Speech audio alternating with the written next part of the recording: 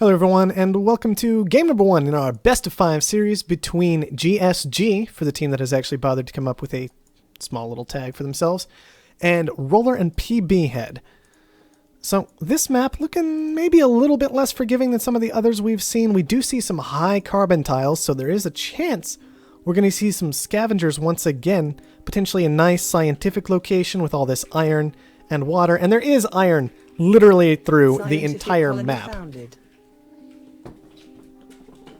I told you my cat was upset. He's just over there starting to scratch on things because you all are taking my attention instead of him.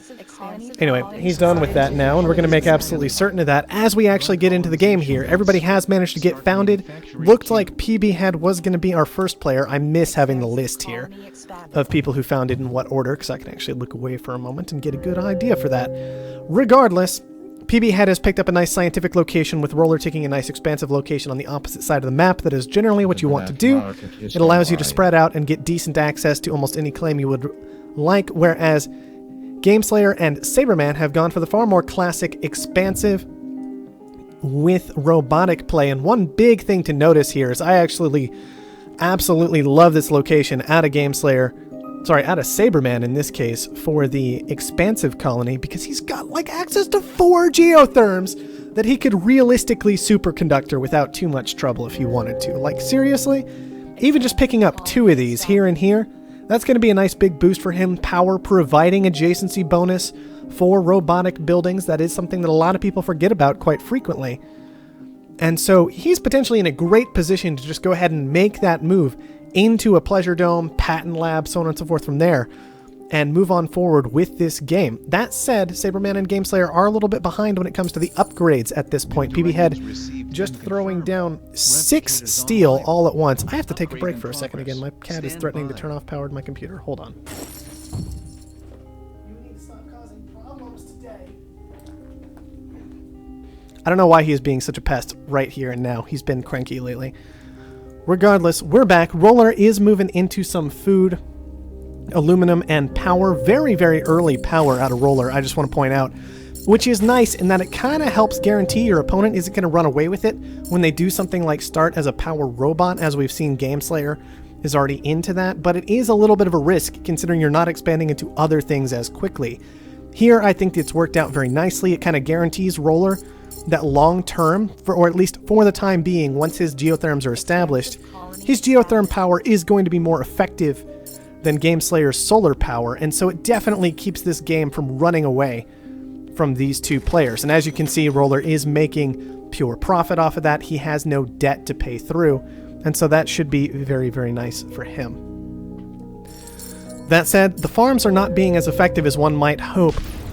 Water is a bit expensive, going to be working to resolve that very, very quickly. I don't see Gameslayer and Saberman taking advantage of that, though. And in fact, Gameslayer is the one who has moved into a patent office already. Maybe he's the one looking to pick up the superconductor, pick up the patent office, not having any of the debt. You can see he's already positioned for that virtual reality pleasure dome, as is Roller. So it is not, in fact, going to be these geotherms being utilized in this area by Saberman. And it is just going to be straight steel for Saberman, straight power for Gameslayer. Understandable, considering that Saberman had a fair amount of debt from making steel that consumes a lot of power, but maybe a missed opportunity if things had just been communicated a bit better between these players. Maybe the found's gone a little bit differently, but of course with the location of Silicon, it is still an understandable move this game. Didn't want that resource to be too awkward to acquire long term. What I'm worried about is the fact that this patent office is online and literally doing nothing. Gameslayer entirely dependent on his power income, which was frozen away from him, and so he's been sitting on literally nothing this whole time. He can't manage to pay through his debt. He can't successfully get anything started. Alright, nice little geotherm auction. That is something Roller could consider, but he might not be too interested in it. Pbhead could take it as well very, very nicely. It costs a lot of steel, but when steel's down at $30, Pbhead, you already had it. You didn't have to bid again. Just cost himself $1,000 for no reason right there. But it is nice to have that taken up, just to kind of stop himself from acquiring too much debt. Roller isn't sharing power with him, and so that might have ended up being a concern for Pbhead in the long run. Right now, though, it looks like Roller and Pbhead with a nice, solid advantage HQ levels 4 and 2 versus 3 and 2, and already having that Pleasure Dome online, making a little bit of cash, not too much, but absolutely ensuring that Saberman and Gameslayer aren't going to run away with virtual reality this game quite so easily. That power shortage is exactly the kind of thing that Roller and Pbhead are going to be looking for, especially coming at night where Saberman and Gameslayer are relying on solar power, and Roller just has those nice, strong, consistent geotherms established. Now, let's check and see. Gameslayer still not getting anything done with his patent office. This has just been a straight dead tile and something like $10,000 sitting around doing literally nothing the entire time. Finally, he has managed to get virtual reality started. That was very, very important. He absolutely needed to get that done, but was it in time? It looks like it was. Roller has moved into superconductor and not virtual reality, which will do something for him considering he's already in solar panels as well, power price staying as ridiculous as it has with these power shortages coming through. And it looks like Roller and Pbhead still in a nice, strong, early position. The patent office is getting done what they wanted it to. Food has been shorted. I imagine that was from the hacker ray. Not managing to get that patent just yet, though. Nice little dynamite coming through and making sure of that. Another big thing to note is we have seen consistent EMPs coming out on top of this power for Gameslayer. You see, that's exactly what I'm talking about. Just making absolutely certain that you punish that solar power play. Very, very easy to do because the power is all grouped together. And of course, solar power relies entirely on the daytime. It doesn't work during the nighttime. So that's a whole only 2/3 of the time you actually have to keep that power shut down for. Makes EMPs and power surges so powerful against undefended solar panels. And so, Saberman and Gameslayer just keep putting themselves in positions where they can get punished. And Roller and Pbhead are following through, making sure they get the job done when they can. And even though these headquarter levels look fairly even, it's very important to note, Roller is sitting on almost $200,000. There's $200,000 right then and there. This shortage working out fantastically with this carbon production they've got going on. Roller can actually just sell down, grab up that $200,000, and start a buy process pretty much whenever he wants. Gameslayer and Saberman, it looks like they've almost completely fallen apart.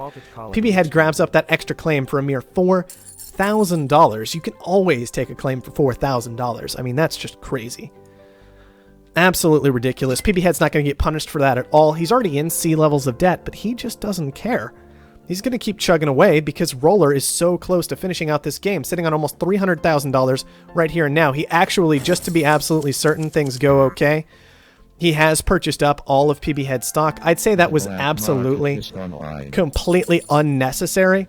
Would have been far more reasonable to perhaps target down Gameslayer, take away that virtual reality, take away that Pleasure Dome location from Saberman, leave Saberman just wallowing in his massive debt without any power production. Even though Pbhead is in the same slot, Saberman is in no position to make enough money to actually punish them for it. So maybe a bit too of cautious play coming out from Roller and Pbhead. I don't like that at all. But I don't see them being punished too heavily for it. They are now solidly behind on upgrades.